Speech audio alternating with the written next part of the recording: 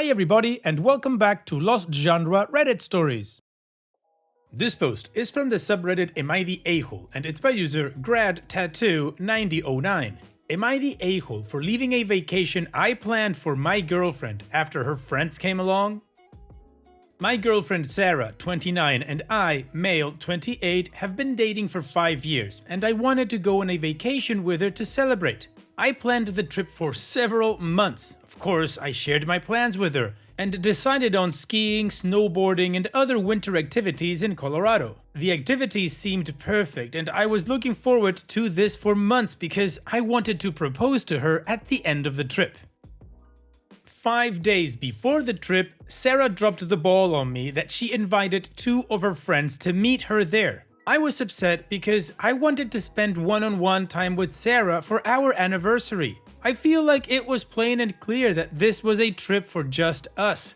Even though I expressed my concerns, Sarah insisted that her friends already made plans to come and won't back out. I decided to accept this because there was no way for me to force her friends not to come. I wish I fought more on this.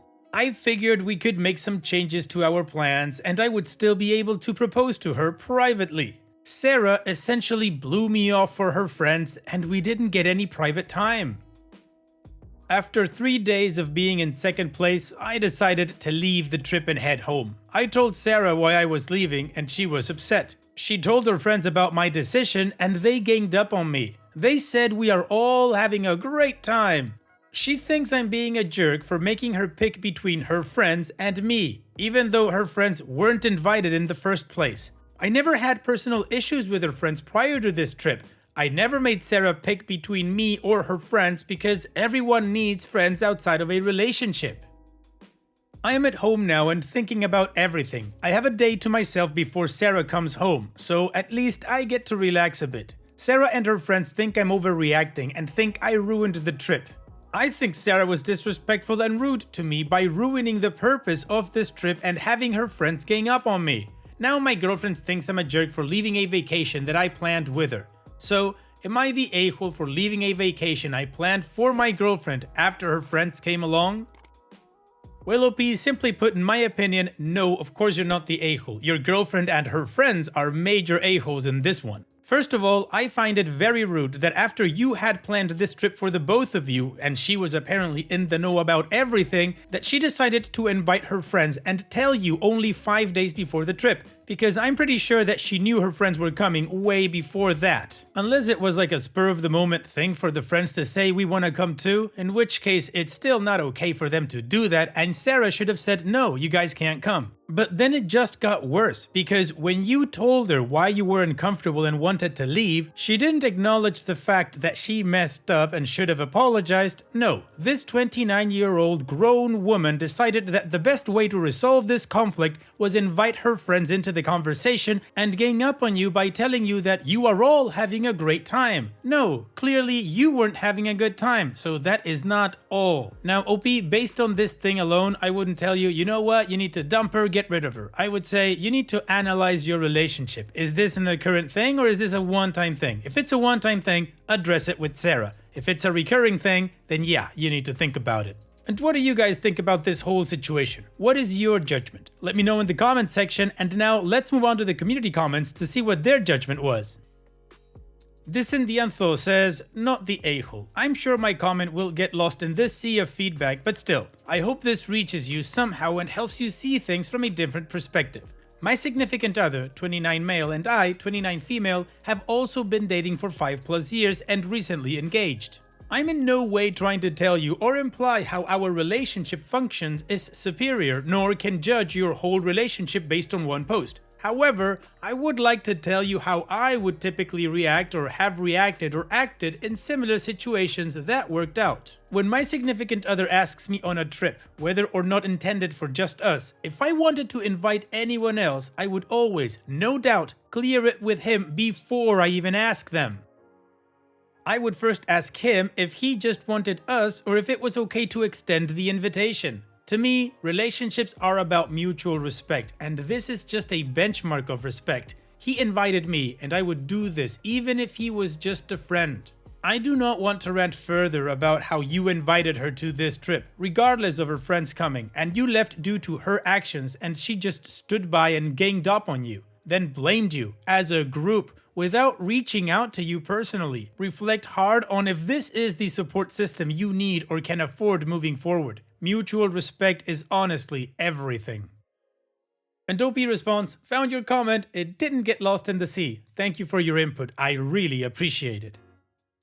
Dubious people pleaser says, not the a-hole. Does she do this often? Does she pick time with her friends over time with you? Balance is fine, but she needs to pick you for more than things like your birthday. Does she often make you feel like the odd one out when hanging out with her friends? A good partner tries to include you. Does she often railroad you like this? She was so wrong in all the things she did, but that's not the big red flag. People make mistakes and learn from them. Her denying that she did anything wrong is the return the ring behavior. She will never change her ways so long as she sees nothing wrong with what she is doing. If you do dump her, then she will start crying and claim she will change. She will change for a month and snap right back.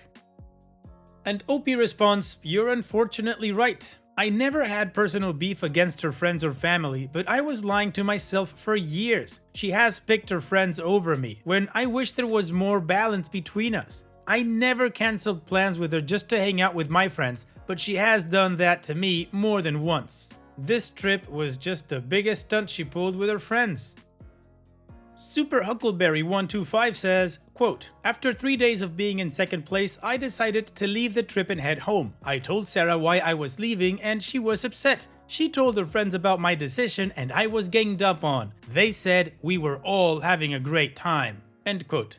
Planned an anniversary trip for two where you were blown off for her friends. You were ignored and not having fun. Instead of acknowledging that what she did was wrong by inviting them and then ignoring you, they all ganged up on you, including your girlfriend? The purpose for being there never happened, so why not go home? Might want to reconsider the proposal if she is this dismissive of your feelings as well as clear directions. Are there any other instances like this? Her being dismissive of what you want and pushing her agenda forward. And OP responds, I mentioned somewhere else that I was lying to myself for years. She has sometimes blown me off for her friends after we had plans. I thought I was being a good boyfriend by not standing in her way when she wanted to maintain her relationships with her friends, but there should have been more balance. I never demanded or expected her to always pick me over her friends because that's not healthy or normal. Additional information from OP's comments. We talked about our potential future together after being together for 2 years, so 3 years ago. We both wanted to get married, travel, etc. We moved in together 1.5 years ago because we both believe that you need to live together before marriage to see how the other person lives and to see if you are compatible. Now, this was a planned anniversary or romantic trip, so the nature of it was plain and clear. We've been on other trips for our anniversary. When her friends showed up, I was direct with her that I didn't want her friends coming and I was direct regarding my reasons for leaving. I didn't tell her I was going to propose. We have discussed marriage before and we both agreed to not want a big proposal, so it wouldn't have been a complete surprise to her. Maybe I messed up because I didn't want to tell her friends the news before I asked Sarah to marry me. I wish I had contacted her friends privately about my reasons for not wanting them to hang out with us. That was dumb on my part. But still, they had to know it was an anniversary romantic trip. Although I don't know everything that she tells her friends. I'm hoping that she doesn't tell them everything because they don't need to know every detail about me or my secrets. I wish there was more balance between me and her friends. During the time I was with them on this trip, I would say half the activities involved all 4 of us, and the other half involved all 3 of them. I could have followed them around, but that's a crappy situation and it's not fun. And it's not like I hate her friends, it's just that I don't want to spend all my free time with her friends. I've never demanded or expected her to pick me over her friends because that's unhealthy and unreasonable. But she has cancelled on me in the past multiple times in favor of her friends. And in terms of past disagreements, she has rarely involved them. We are able to settle disagreements between us most of the time, like 98% of the time. The other 2%, she has involved her friends. Maybe she invited her friends because she doesn't want me to propose, and I understand cold feet. But the least she could have done was talk to me. I would hate to make other big decisions with her and her being too much of a coward to talk to me like an adult and later change her mind. I can't force her to marry me. I just wished she actually talked to me about her fears, if she had any. Now that I'm alone, having this alone time is important to me. Having alone time is critical to gather my thoughts and sorting my emotions. I didn't want to potentially blow up at her on our way home. So far, she has tried to call me twice, but I rejected her call. The only thing I told her before I left was, "We will talk about this when you return." These types of conversations need to happen in person. Anyways, I'm thinking I deserve better. I guess we'll find out what happens when she returns home tomorrow.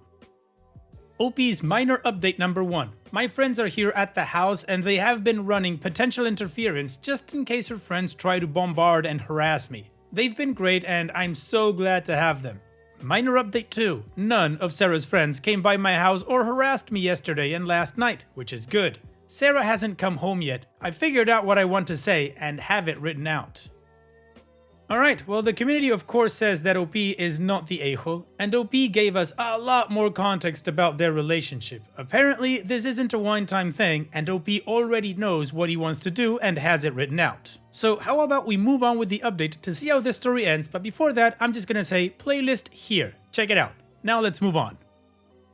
From the bottom of my heart, thank you to everyone who sent me kind words and encouraging private messages. I decided that I wanted to end this entire relationship. I packed my important belongings, example passport and clothes, and arranged with my best friend to crash at his apartment until I can find my own. Usually, when small issues happen in a relationship, it ties into a bigger issue in that relationship. And like any other people, we had our ups and downs and plenty of fights.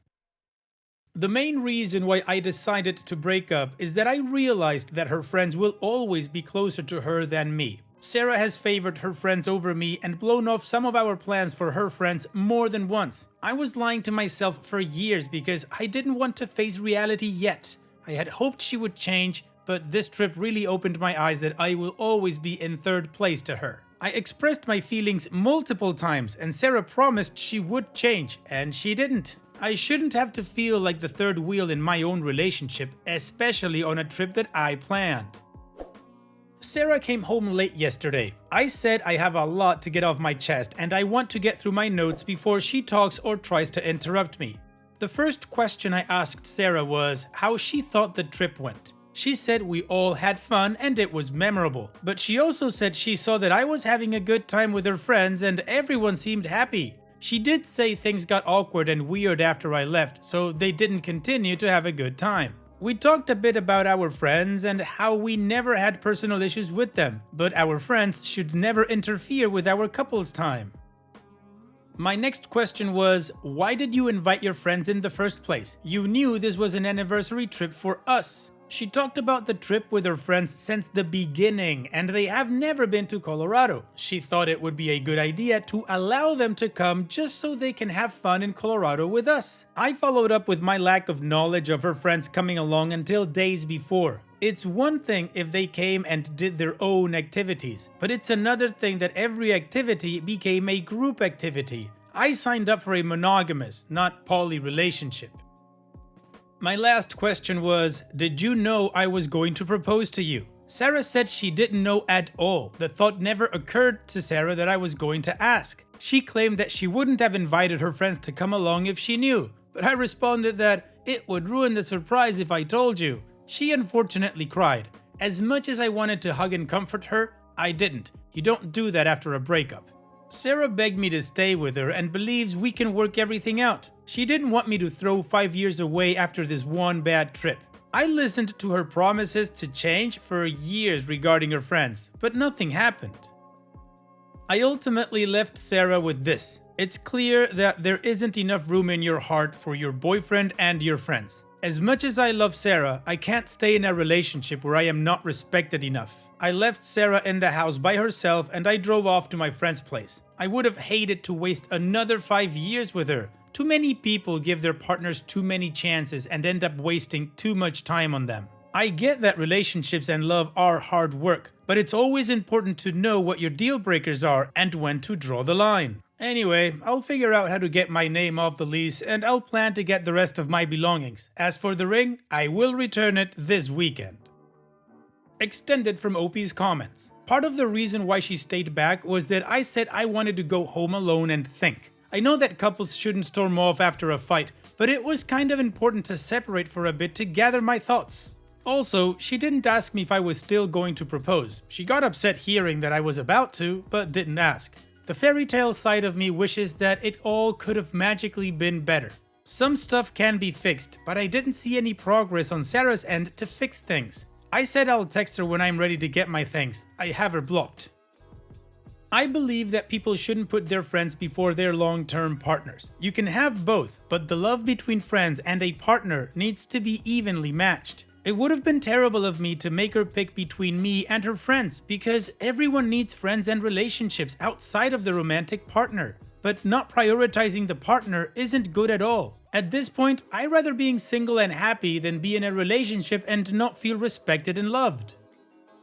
I have to say that tons of people in this comment section and in my private messages essentially told me to give this relationship another chance because we spent so many years together and we wanted to get married.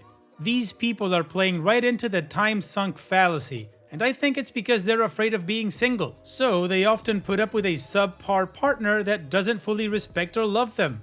They are too hopeful that their partner will change, so they wait forever until their dream comes true. I think more people need to learn how to be single. If I find someone I truly love when I'm 60 and get married at that age, so be it. Opie's final update from just a few hours ago. Hello everyone, I got my stuff this past weekend from my house. I'm glad I didn't have much stuff or more heavy items. Sarah and I talked a lot about our relationship and what happened during the trip. Sarah said she is going to see a therapist and wanted to become a better girlfriend in the future. I'm not opposed to getting back together years down the road, but I have zero intentions of being those people that are constantly on and off. If life does bring us back together, then so be it. People that do get back together need to spend months, even years apart to actually grow and change. I didn't make any promises to Sarah about the possibility of getting back together because Sarah should change for herself and not me. Well, Opie, I think you got everything right. And not only that, I think you do have a very healthy perspective regarding relationships, friendships, and change. So good for you. Hopefully Sarah's therapy does help her figure out this whole thing and she can have healthier relationships in the future. And for you, well, I just wish you all the best in the future. Take care, Opie, and thank you so much for sharing. Now, let's finish this video with a mood booster post. This post is from the subreddit Malicious Compliance and it's by user OKGanache2137. Boss says the time reported by the punch system is law. Watch me use the law to my advantage. 8 or 9 years ago, I was a baker at a popular fast food chain in my country. I've always been a model employee, so one day I was surprised when the manager asked me into her office. She reprimanded me because I had taken a 45-minute break instead of 30 one day the previous week. I remembered that day, and indeed I had taken more than 30 minutes. 31 to be exact, and that was because on my way back someone had a concern that I took the time to resolve. I explained that to her, but she was adamant that the system rounded to the nearest 15 minutes and that if it said 45 minutes, then there was no way I could have only been 1 minute late. She made it clear that it was my fault and that the punch system is law since it can't lie. On my next shift, I looked into it. On the punch system, there is a way to see at what time you punched. I realized that the system was not rounding the amount of time you worked or were on break, but rather the time at which you punched. What happened that day was that I punched out at 10:22, rounding to 10:15, and got back 31 minutes later at 10:53, rounding to 11, hence the 45-minute break. Now, in my position, I had the luxury of choosing when to go on break as long as they didn't run out of anything during that time. From that day till the day I switched jobs a few months later, I made sure to go on break just after the cutoff and back just before the next one. For instance, punching out at 10:08, rounding to 10:15, and back at 10:52, rounding to 10:45. I thus ended up with 44-minute breaks that, according to the system, were only 30 minutes long. One time a supervisor told me that it seemed like I was gone for a bit longer than usual. I replied that she saw me punching in and out and that she could go confirm in the system if she wanted to. Never heard from it after that. OP's edit. The manager was also under the impression that the system rounded the amount of break time to the nearest 15 minutes, not the ins and outs. That's also what they tell you during recruitment, hence why I initially thought that's how it worked. The supervisor who noticed was a part-timer, not the same person as the manager. I also don't think they actually cared, just found it strange. Before leaving, I did share the trick with a few co-workers, but since cashiers have a supervisor that coordinates break time, they can't really be late. For them, 1 minute late is actually noticed by someone, let alone 14. Wow, OP, that was epic, and if I have to add anything to that, it would be redundant. Thank you so much for sharing. And that's it for today's video. Thank you so much for taking the time to watch it. Now, if you've gotten to this point in the video, I assume that you like these stories that I'm reading out, so here are a couple more that you might enjoy. And if you don't have any time to watch another story right now, save it for later, and also, don't forget to hit that subscribe button.